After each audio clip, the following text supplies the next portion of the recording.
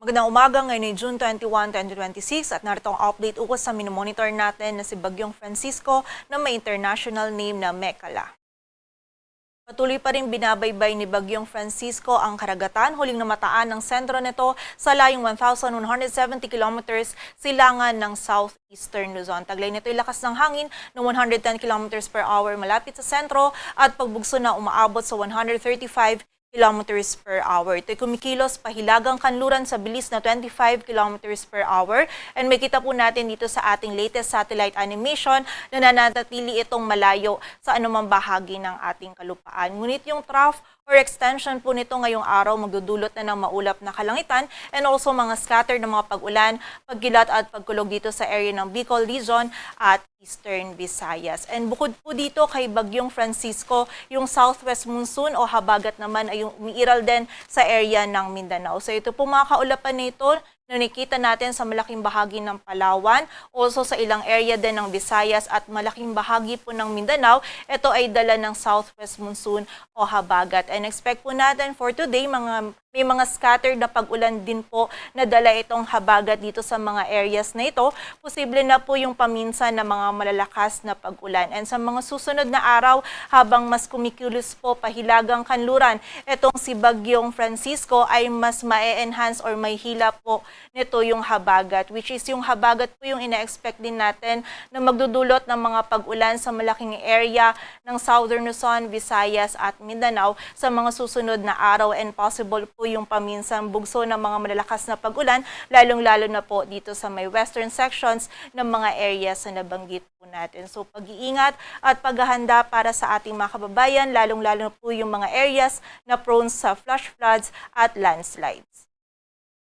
At base naman dito sa ating latest forecast track analysis ni Bagyong Francisco, generally throughout the forecast period may kita po natin na mananatili itong malayo sa anumang bahagi ng ating kalupaan or hindi po natin nakikita na ito ay maglalandfall. Ngunit kapag ito po ay mas nagkaroon ng pakanluran na pagkilos, posible po itong magkaroon ng close approach or lumapit dito sa area ng extreme northern Luzon. So generally, simula po ngayong araw hanggang sa Tuesday, magiging hilagang kanluran ang pagkilos nito and by Tuesday onwards naman ay magiging mas pahilaga po or northward yung pagkilos nito. In terms of intensity naman, for today is posible po itong mag-intensify or mag-i-intensify pa po ito into a typhoon category and yung peak intensity niya ay maaari niyang ma-reach by Monday as a typhoon category pa rin po. And nakita po natin in terms naman kung kailan mararamdaman yung mga malalakas po na hangin or yung bugso ng malakas na hangin and also ng malakas po na pag-ulan.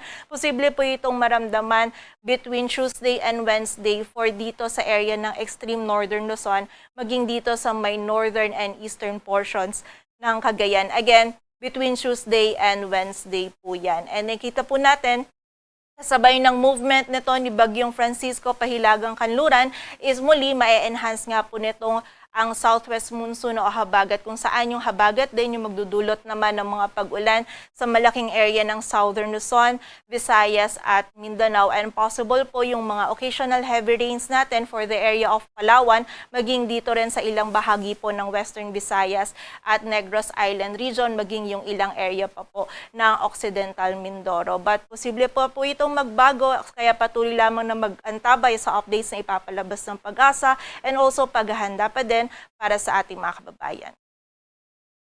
Para naman po sa mga malalakas na hangin, possible po na magtaas tayo ng wind signal number 1 sa area ng northern and eastern portions ng Cagayan, maging sa Babuyan Islands at Batanes tomorrow morning. So possible po na yung highest wind signal natin na itaas ay wind signal number 1.